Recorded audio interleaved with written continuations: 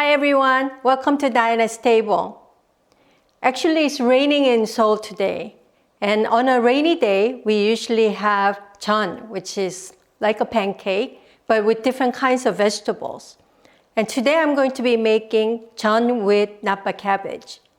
Napa cabbage is very good in the winter months. It's really nice and crunchy and sweet. So it's really perfect and simple to make jeon. So let's get started.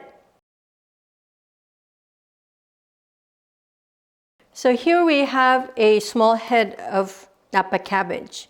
And in order to make jeon, there are two different ways. You can actually make it with whole leaf, or you can cut it and make it with sliced cabbage. But in order to prep the cabbage, you just have to wash it clean and carefully remove each leaf. You don't want to cut it in half because it will give you not a very pretty leaf like this. So it's important to remove each leaf carefully so you maintain that shape. So we now have individual leaves washed and dried a little bit. I'm going to salt this because this is a little bit too raw as it is. So, but you don't want to salt the leaf part, you just want to salt the stem part. So I'll take it here and just add a little bit of salt to the stem. And you only want to salt it a little bit because just to give it time to relax a bit, right? So maybe 5 minutes maximum.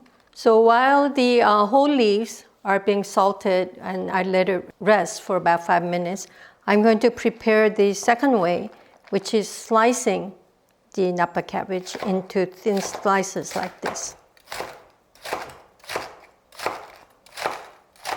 And just put the stem part into a bowl because you want to salt it just a little bit, not the leafy part. You don't really need to salt the leafy part. So just take the stem part and add a little bit of salt.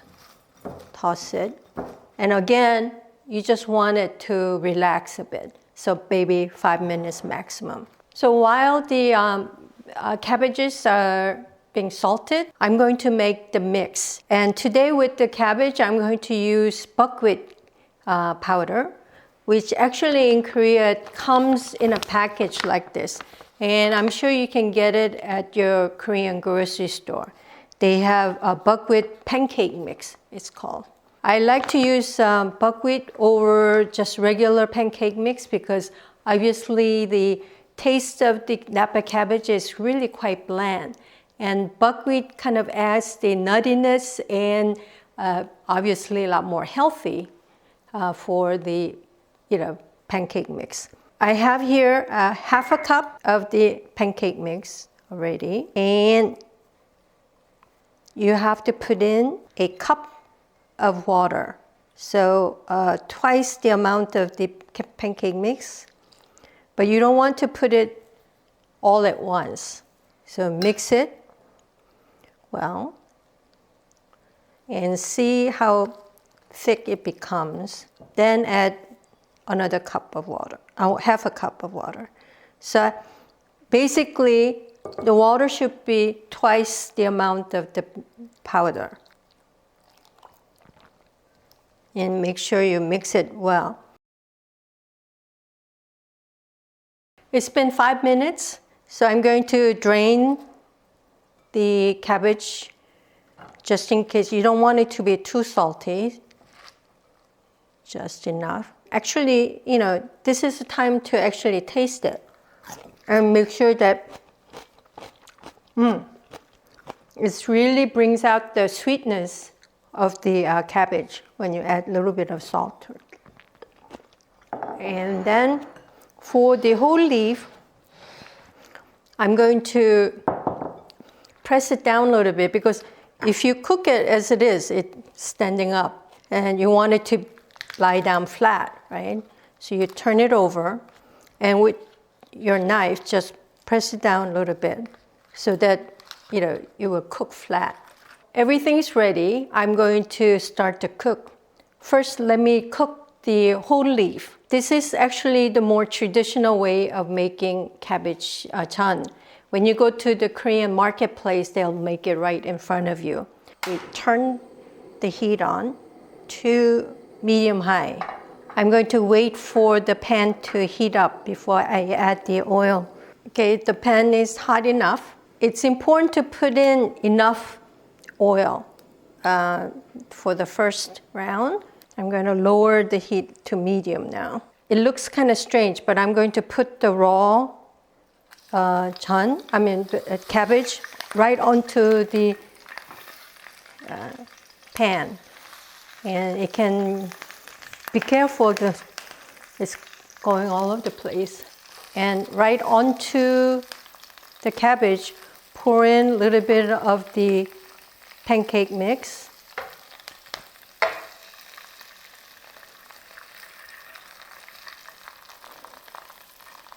So I don't know if you can hear the sound of the vegetable cooking in oil, and it's supposed to be very similar to the sound of rain. So on a rainy day, we like to eat this kind of chun. Flip it over, again carefully, then pour a little more batter onto the top. You don't have to have the batter completely all over. It's nice to have, uneven, makes it look natural. So when the edges start to brown a little bit, you turn it over again, and looks good.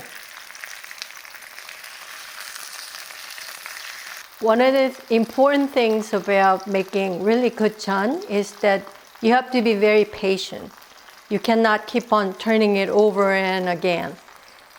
So you flip it probably maximum 3 times because you want it to cook well on both sides, and then one last time. So yeah, I think this is ready. Look at this.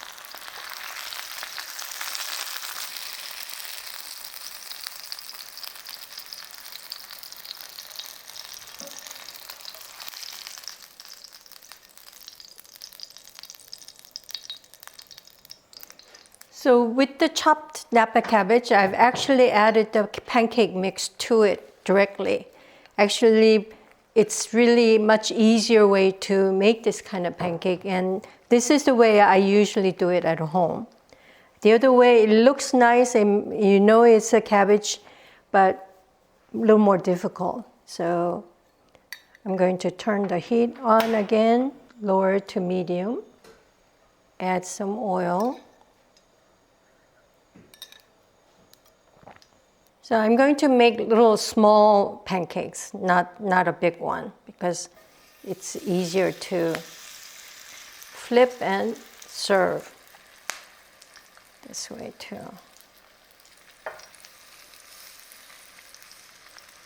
Add some pancake mix to the top.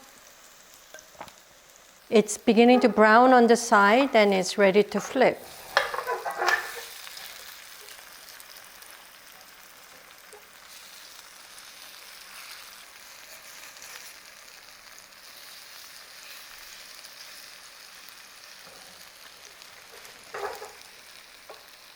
Because of the color of the buckwheat batter, it doesn't look really as attractive, but trust me, it really does taste good. So the cabbage chun is ready, and what is having chun on a rainy day without some makgeolli, which is the Korean rice wine. I have makgeolli here in a very traditional way of serving makgeolli a long time ago, made by Hyunbae Si, who makes earthenwares. So let me pour myself some makgeolli here. In Korea, you're not supposed to drink by yourself. So I hope you'll join me in good health and happy cooking and happier eating.